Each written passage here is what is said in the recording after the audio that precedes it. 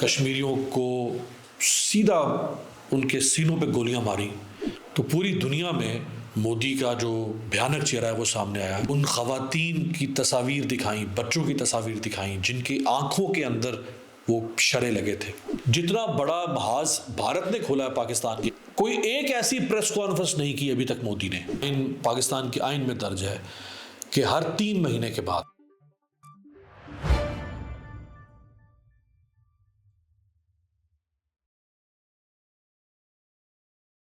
جب کبھی بھی پاکستان اور انڈیا کا ایشو بنا ہے تو انڈیا نے ہمیشہ کوشش کی ہے کہ پاکستانی نیریٹو انڈیا میں نہ پہنچ سکے.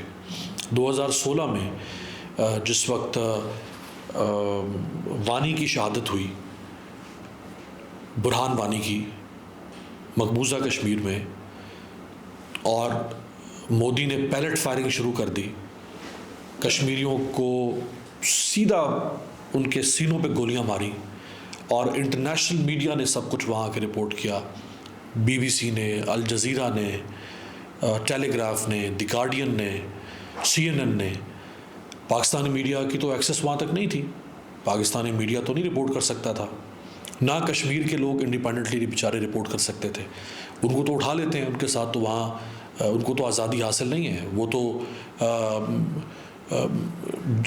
جے بھارت کے نعرے بیچارے لگانے پر مجبور ہو جاتے ہیں.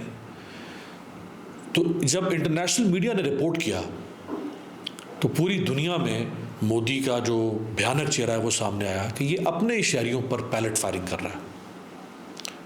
اور انٹرنیشنل میڈیا نے ان خواتین کی تصاویر دکھائیں, بچوں کی تصاویر دکھائیں جن کی آنکھوں کے اندر وہ شرے لگے تھے, جن کے چہرے چھلنی ہوئے تھے.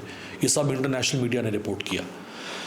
اب اس میں کوئی شک نہیں ہے کہ جو یوٹیوب ہے, فیس بک ہے, گوگل ہے, مائکروسافٹ ہے, یہ جتنی بھی دنیا کی بڑی کمپنیز ہیں جو امریکہ بیسڈ ہے دراصل, یا امریکی کمپنیاں ہیں, ان میں انڈینز بہت بڑی پوزیشنز پر وہاں بیٹھے ہیں.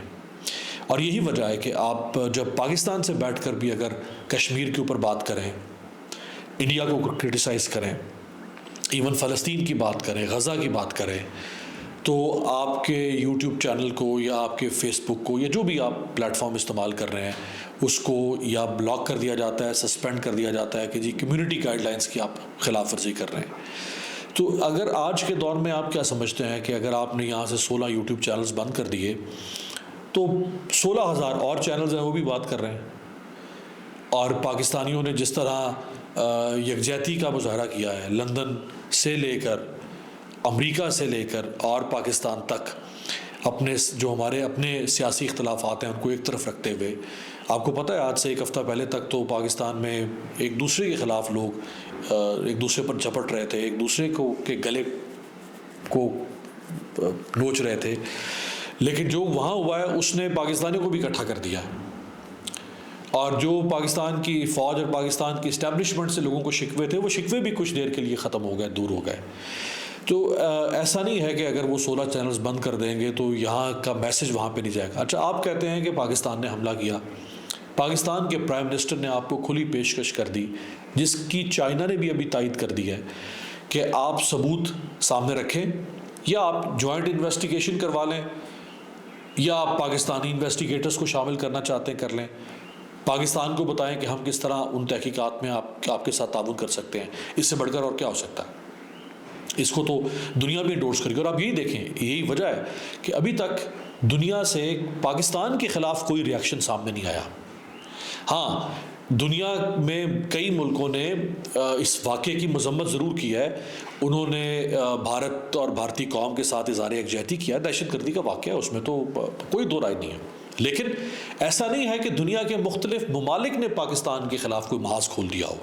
جتنا بڑا محاذ بھارت نے کھولا ہے پاکستان کے خلاف, اور جو پروپیگنڈا انہوں نے کیا, ہونا تو یہ چاہیے تھا کہ یورپ, امریکہ, کینیڈا, برطانیہ, آسٹریلیا تک ملک سارے وہ تو زیادہ قریب ہیں مودی کے اور انڈیا کے پاکستان کے نسبت, تو یہ سارے ملک تو انڈیا کے ہم آواز ہو جانے چاہیے تھے.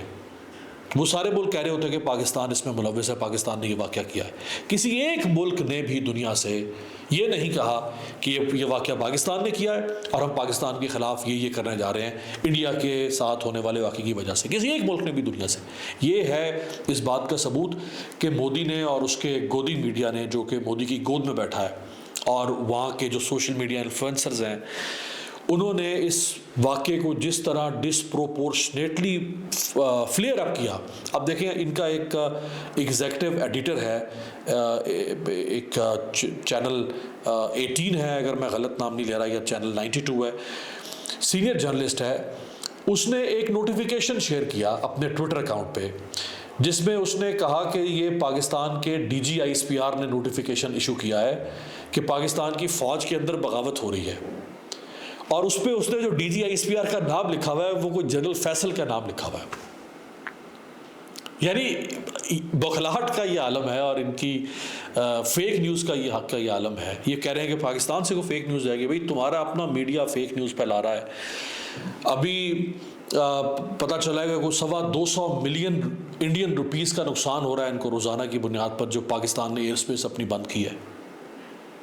کیوں اس نوبت تک معاملہ لے کر آئے؟ کیونکہ آپ نے فوری طور پر جو ایکشن لیا کہ جی پاکستانیوں کو ہم 1 ہفتے کی مہلت دے رہے ہیں، ہمارے ملک سے باہر نکل جائیں، ویزیز ہم بند کر رہے ہیں، بیسی ہم آدھی شٹ ڈاؤن کر رہے ہیں. پاکستان کے جو تینوں سروسز کے وہاں پہ جو اتاشی ہوتے ہیں ان کو ہم یہاں سے نکال رہے ہیں، پرسونا نان گرانٹا یہاں سے ہم نے کہا جی ہم بھی نکال رہے ہیں. اس نے اس حد تک اس معاملے کو ڈسپروپورشنیٹلی بڑھا دیا کہ پاکستان کو بھی جواب دینا پڑا پھر، اور اس کی وجہ سے اب ان کو نقصان ہو رہا ہے. ابھی کئی دن ہو چکے ہیں اس بات کو، 5 دن تو ہو گئے ہیں تقریباً. انہوں نے کہا جی ہم انڈس واٹر ٹریٹی کو ابینس میں لے کے، یعنی اس کو ایک طرح سے معطل کر رہے ہیں. تو کیا کر لیا پھر آپ نے؟ پاکستان کا پانی تو آپ نہیں روک سکتے. یہ کو بالٹیاں تو نہیں ہے نا، چند بالٹیاں پانی کی بھر کے آپ ادھر پھینک دیں گے اور پانی رک جائے گا. تو یہ جو احمقانہ قسم کی حرکت کی ہے نا مودی نے، اس نے اپنے کیس کو کمزور کر دیا ہے، اپنے ملک میں بھی اور دنیا میں بھی. ہونا یہ چاہیے تھا کہ وہ اس واقعے کو سنجیدگی سے، اس کے ثبوت شواہد پاکستان کے سامنے رکھتا. کوئی ایک ایسی پریس کانفرنس نہیں کی ابھی تک مودی نے، یا اس کی حکومت نے، یا اس امیت شاہ نے، یا اس کے ڈیفنس منسٹر نے، جس میں انہوں نے ٹھوس ثبوت یا شواہد رکھے ہوں کہ اس واقعے کے یہ ثبوت اور شواہد ہیں اور ان کا تانا بانا پاکستان سے ملتا ہے. ایک ایسا ثبوت یا انہوں نے کوئی ایویڈنس سامنے نہیں رکھا. انہوں نے بس یک طرفہ طور پر پاکستان کو خود ہی استغاثہ بن کے، خود ہی منصف بن کے، خود ہی گواہ بن کے انہوں نے فیصلہ سنا دیا کہ پاکستان نے واقعہ کیا ہے. اور یہ اس کی وجہ سے، یعنی جو اصل واقعہ ہوا ہے وہ واقعہ بھی ان کی حماقت کی وجہ سے اور ان کے اس کمزور رد عمل کی وجہ سے، یہ واقعہ جو کمزور سے مراد یہ کہ ان کے اس یہ غیر ذمہ دارانہ رد عمل کی وجہ سے اس واقعے کی اپنی حیثیت اور ساکھ بھی ختم ہو گئی ہے. میں سمجھتا ہوں کہ پاکستانی قوم نے ذمہ داری کا نسبتاً مظاہرہ کیا ہے. ہمارے میڈیا کو بھی چاہیے کہ وہ ان کی اس ریس میں نہ جائے. میں ذاتی طور پہ سمجھتا ہوں کہ جنگ کوئی حل نہیں ہے، نہ ہم ان سے جنگ جیت سکتے ہیں، نہ وہ ہم سے جنگ جیت سکتے ہیں. اس کی وجہ یہ ہے کہ جب مرتا کیا نہ کرتا، جب جنگ آخر پہ آئے گی تو یا وہ ایٹم بم چلا دیں گے یا پھر ہم ایٹم بم چلا دیں گے. تو جنگ تو ہو نہیں سکتی اس طرح سے، اور دونوں سے ساتھ بھی رہنا ہے، اکٹھے بھی رہنا ہے. یہ سرحد تبدیل بھی نہیں ہو سکتی ہے. تو بہتر یہ ہے کہ اس وار مونگرنگ کو یا وار ہسٹیریا کو ختم کیا جائے، اور پاکستان کی طرف سے ایک بار پھر کوشش ہونی چاہیے کہ ہم انڈیا کے ساتھ چیزوں کو، تعلقات کو، مسائل کو حل کرنا چاہتے ہیں. مودی اس کا جواب مثبت دے نہ دے، لیکن پاکستان کو ایک بار پھر کوشش کرنی چاہیے. دیکھیں، یہ آئین کی شرط ہے، یعنی پاکستان کے آئین میں درج ہے کہ ہر 3 مہینے کے بعد، یعنی ہر 90 دن کے بعد، یہ 90 دن کے اندر مشترکہ مفادات کاؤنسل آف کامن انٹرسٹ کی میٹنگ بلانا لازم ہے. جب سے یہ حکومت بنی ہے 13-14 مہینے ہو چکے ہیں، اس میں یہ پہلی کاؤنسل آف کامن انٹرسٹ کی میٹنگ بلائی گئی، جبکہ اب تک سال میں کم از کم 4 میٹنگز بلائی جانی چاہیے تھیں.